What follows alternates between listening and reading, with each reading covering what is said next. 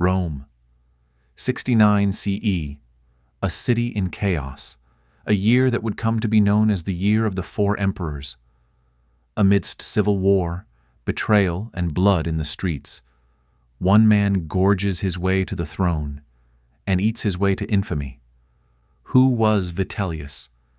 Vitellius was not born to greatness, but he was born lucky.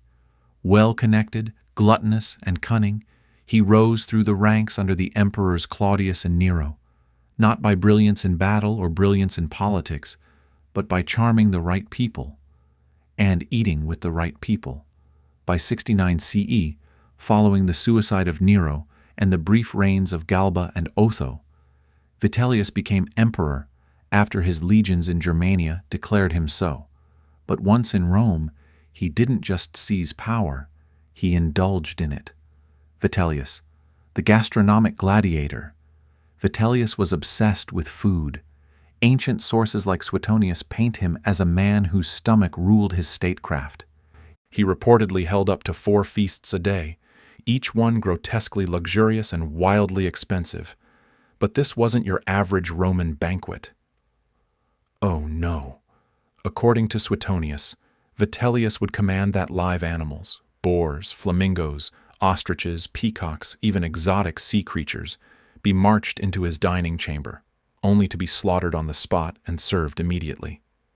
He thought nothing of summoning game and fish from the farthest provinces and feeding at all hours of the day. Described Suetonius in his Life of Vitellius writing. Imagine the scene.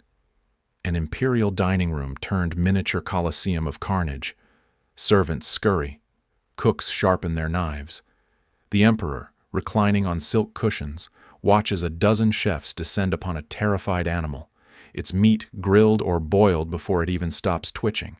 All of this, just for one course. Bankrupting Rome for dinner.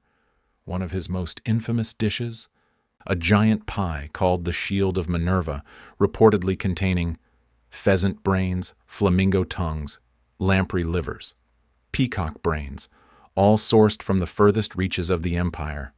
The cost? So great that even Rome's vast imperial treasury struggled to keep up. Vitellius burned through funds faster than armies burned down cities. He liquidated temples, sold statues of the gods for gold, and even auctioned off imperial furniture and heirlooms to pay for his endless orgies of consumption. The depravity of excess. But Vitellius's gluttony wasn't just about food. It was about dominion. By having live creatures paraded in, he demonstrated power over nature, over death, and over his own court. You could smell the arrogance. Right next to the roasting meat, his last meal. By late 69 CE, his reign of appetite was over. Rival General Vespasian returned to Rome. The people, starved and overtaxed, had turned against Vitellius. As enemies closed in, Vitellius reportedly tried to hide, then begged for mercy. He didn't get it. He was dragged from a hiding place, paraded through the streets in imperial robes like a mockery of Caesar, and executed on the Gemonian steps, his body dumped like trash. Fact or legend? Now let's be real.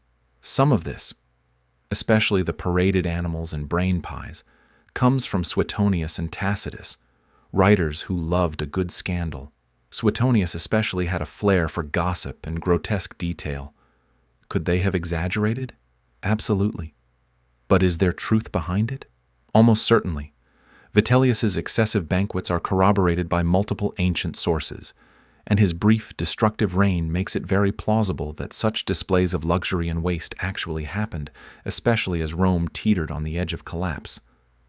Why this story matters? This isn't just a tale of a man who ate too much. It's about how absolute power, when combined with unchecked indulgence, leads to self-destruction. Vitellius didn't just consume food. He consumed Rome's patience, its coffers, and ultimately, himself.